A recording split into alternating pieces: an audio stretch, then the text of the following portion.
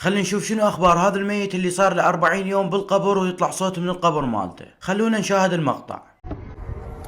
بس لا تتحركوا بلسوا، الله يخليكم بلسوا.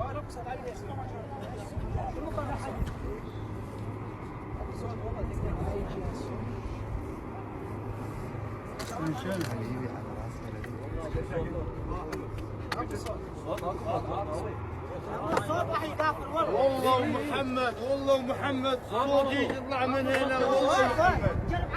يا والله. وراح انزل لكم اخر اخبار اللي جاي يصير بالمقبره على هذا يوزر مال الانستا.